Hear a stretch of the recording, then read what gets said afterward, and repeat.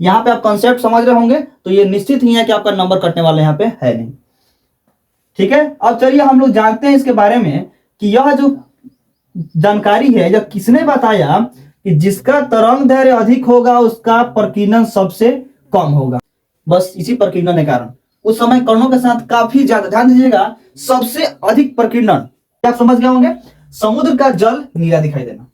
ध्यान दीजिएगा, काफी इंपॉर्टेंट क्वेश्चन है कि अगर इस तरह क्वेश्चन पूछता है, काफी कंफ्यूजन होता है कि क्या लगाएं हम, प्रकीर्णन होगा, विवर्तन होगा, वर्ण विक्षेपण होगा कि अपवर्तन होगा, कहां क्या कंफ्यूजन, पूरा एकदम कंफ्यूजन रहता है कि अपवर्तन मारे प्रकीर्णन मारे। हाय एवरीवन, कैसे हैं आप लोग? उम्मीद है आप लोग अच्छे होंगे। आज हम लोग जानने वाले हैं स्कैटरिंग के बारे में। स्कैटरिंग होता क्या है, प्रकीर्णन के बारे में पूरा विस्तार आज इस वीडियो में हम लोग करने वाले हैं कि जैसे प्रकाश अगर मान लीजिए अपने पथ से चल रहा है तो वह गायब कैसे हो जाता है, ये पूरा विस्तार आज हम लोग करने वाले हैं। कि आखिर काला क्यों दिखाई पड़ता है, चंद्रमा से अगर अंतरिक्ष को देखते हैं तो काला क्यों प्रतीत होता है, समुद्र का पानी नीला क्यों प्रतीत होता है, इस सभी के बारे में आज हम लोग जानने वाले हैं। खतरा के जगह पे लाल रंग का निशान, लाल कलर का यूज क्यों किया जाता है कि यह खतरा के लिए है, कोई अदर कलर क्यों नहीं ले सकते हैं, पूरा डिटेल आज हम लोग जानने वाले हैं। ध्यान दीजिएगा, यहाँ पे सबसे पहले इंपॉर्टेंट बात यह है कि हम समझ चुके होंगे कि प्रकीर्णन होता क्या है। प्रकीर्णन के बारे में आप लोग एक बार इस डिफिनेशन पर ध्यान दीजिएगा और हम बता रहे हैं उस पर ध्यान दीजिएगा। प्रकीर्णन का मतलब ये होता है, जैसे मान लीजिए प्रकाश अपने पथ से चला तो कहीं ना कहीं उसके साथ जो रास्ते में घटनाएं घटित हो रही है उसके फलस्वरूप उसके प्रकाश का जो डेंसिटी है, मतलब क्या कहते हैं उसको, जो प्रकाश की ओपेसिटी है वो कितना पहुंच जा रहा है, वही क्या कहलाता है हमारा तरंग दैर्घ्य। ठीक है ना। अब मान लीजिए तरंग दैर्घ्य उसका अधिक है तो प्रकीर्णन कम होगा। ध्यान दीजिएगा, प्रकाश अगर अपने रास्ते से चल रहा है तो प्रकाश के रास्ते में हुई उसके साथ बहुत तरह की घटनाएं होती है। जैसे प्रकाश अपने रास्ते से चली तो रास्ते में बहुत प्रकार के धूल कण, कुहासा, बहुत प्रकार के कणों से उसका क्या होता है, सामना होता है। और इसी कणों के सामना होने के बावजूद प्रकाश क्या हो जाता है, विभिन्न दिशाओं में वितरित हो जाता है, जिससे स्टार्टिंग में जो प्रकाश चला था वो उतना बाद अधिक दूरी तक नहीं पहुंच पाता है। यही किसका कारण है, ये प्रकीर्णन का कारण है। अगर प्रकीर्णन ना होता तो जितना प्रकाश से चला था, स्पीड से चला था, जितना वो ओपेसिटी में चला था उतना ही ओपेसिटी में वहां तक भी पहुंचता। लेकिन कहते हैं ना कि कलर जो होता है अधिक दूरी तक क्या होता है, वो दिखाई देना ही बंद कर देता है। तो ध्यान दीजिएगा, लाल कलर का यूज क्यों करते हैं हम, इसी कंडीशन को लेकर के हम करते हैं कि लाल जो कलर होता है ना वो काफी दूरी तक दिखाई देता है। ठीक है, लेकिन अदर जो कलर होते हैं वो अधिक दूरी तक दिखाई नहीं देते हैं। क्यों? क्योंकि उनका प्रकीर्णन ज्यादा होता है।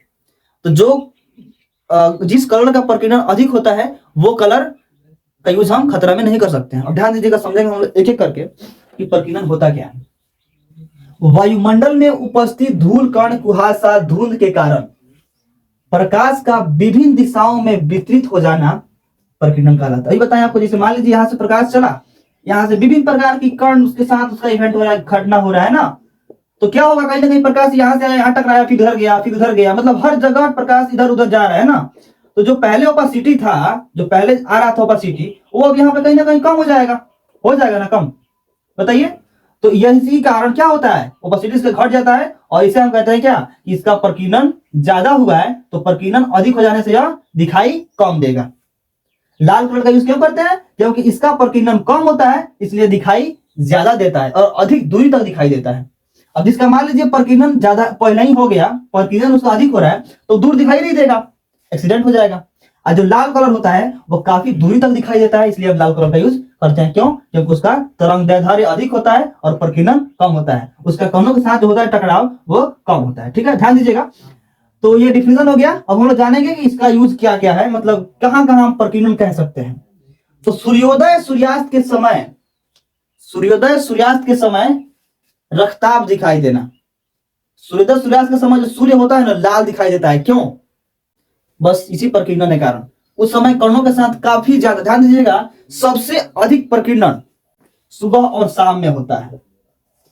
सुबह शाम में सबसे अधिक प्रकीर्णन होता है, जबकि दोपहर में सबसे कम होता है। ठीक है, दोपहर में सबसे कम होता है और सुबह शाम में सबसे अधिक होता है। इसी कारण सूर्योदय सूर्यास्त के समय, सूर्योदय सुबह, सूर्यास्त शाम के समय सूर्य क्या दिखाई देता है, लाल दिखाई देता है। ठीक है, तो ये आप समझ गए होंगे। समुद्र का जल नीला दिखाई देना। ध्यान दीजिएगा, काफी इंपॉर्टेंट क्वेश्चन है कि अगर इस तरह क्वेश्चन पूछता है, काफी कंफ्यूजन होता है कि क्या लगाएं हम, प्रकीर्णन होगा, विवर्तन होगा, वर्ण विक्षेपण होगा कि अपवर्तन होगा, कहाँ क्या कंफ्यूजन, पूरा एकदम कंफ्यूजन रहता है कि अपवर्तन मारे प्रकीर्णन मारे। तो इस तरह के क्वेश्चन को समझने के लिए आपको सबसे पहले ध्यान ये देना है कि अगर कलर की बात जहां पे कर रहा हो, कलर जहां पे कहेगा वहां पे क्या लगाना है, प्रकीर्णन। जहां पे आपको कलर दिख जाए वहां पे प्रकीर्णन। ध्यान दीजिए, सूर्योदय सूर्यास्त के समय सूर्य रक्ताभ दिखाई देता है, मतलब लाल दिखाई देता है, कलर आया प्रकीर्णन, क्या प्रकीर्णन। समुद्र का जल नीला, नीला आया प्रकीर्णन। चंद्रमा से अंतरिक्ष काला, नहीं प्रकीर्णन। ध्यान दे रहे हैं, जहां पे प्रकीर्णन आएगा वहां पे, जहां पे रंग आएगा वहां पे प्रकीर्णन। कलर्स, यहां पे ध्यान दीजिए, कलर्स ये होता है वर्ण विक्षेप के द्वारा, वर्ण विक्षेपण जो प्रोसेस होता है उसके फलस्वरूप ये 7 कलर टूटते हैं। इसमें जानना है कि किसका प्रकीर्णन सबसे अधिक होता है, किसका प्रकीर्णन सबसे कम होता है। ध्यान दीजिएगा, एक वैज्ञानिक थे, पहले समझ लेते हैं किसका अधिक होता है। तो वायलेट का सबसे ज्यादा प्रकीर्णन होता है, जबकि रेड का सबसे कम होता है।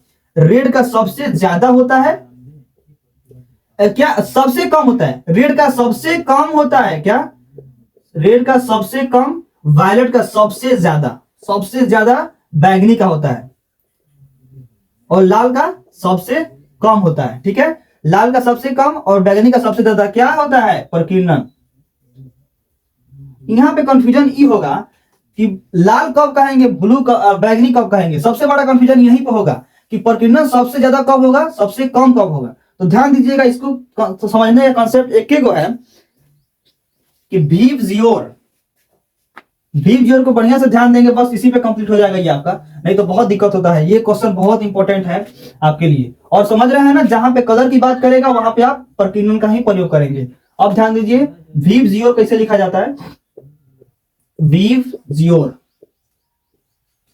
वी नीचे है, आर ऊपर है, आर ऊपर है। तो ध्यान दीजिएगा, अगर हम प्रकीर्णन पढ़ा रहे हैं, पहले सबसे पहले तो आप वेवलेंथ से जोड़िएगा, तरंग दैर्ध्य से जोड़िएगा, तरंग दैर्ध्य से, तरंग दैर्ध्य से जोड़िएगा कि तरंग दैर्ध्य सबसे अधिक होने के कारण लाल दिखाई देता है, तरंग दैर्ध्य अधिक होने के कारण लाल दिखाई देता है। ठीक है,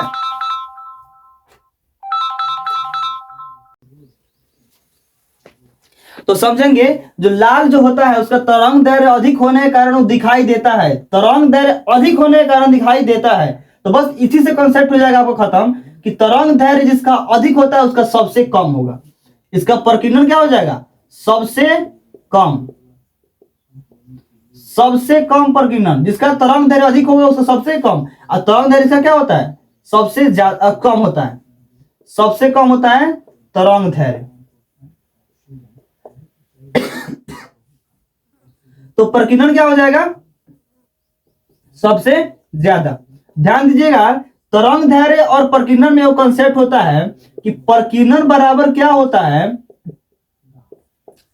अनुक्रमानुपाती होता है लेमडा के पावर 4 के। प्रकीर्णन जो होता है वो अनुक्रमानुपाती होता है किसके, लेमडा के पावर 4 के होता है। व्युत्क्रमानुपाती होता है, व्युत्क्रमानुपाती, अनुक्रमानुपाती नहीं होता है। ठीक है, तो समझ रहे होंगे कि प्रकीर्णन बढ़ेगा लेमडा का मान घटेगा, प्रकीर्णन घटेगा लेमडा का मान बढ़ेगा। यानी तरंग दैर्ध्य प्रकीर्णन में साफ साफ दिखाई देता है कि तरंग दैर्ध्य का मान अधिक होने पर प्रकीर्णन का मान कम होता है। तो यहाँ पे लाल का तरंग दैर्ध्य अधिक है, इसलिए लाल का प्रकीर्णन क्या होगा, सबसे कम होगा। यहाँ पे आप कॉन्सेप्ट समझ रहे होंगे, तो ये निश्चित ही है कि आपका नंबर कटने वाला यहाँ पे है नहीं। ठीक है, अब चलिए हम लोग जानते हैं इसके बारे में कि यह जो जानकारी है, जब किसने बताया कि जिसका तरंग दैर्ध्य अधिक होगा उसका प्रकीर्णन सबसे कम होगा।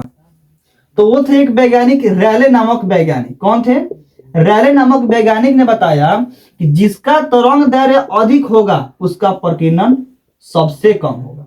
तो प्रकीर्णन का जो फॉर्मूला दिया था ना, वो कौन दिए थे, रैले ही दिए थे। कौन दिए थे, रैले। इसके कॉन्सेप्ट आप समझ रहे होंगे।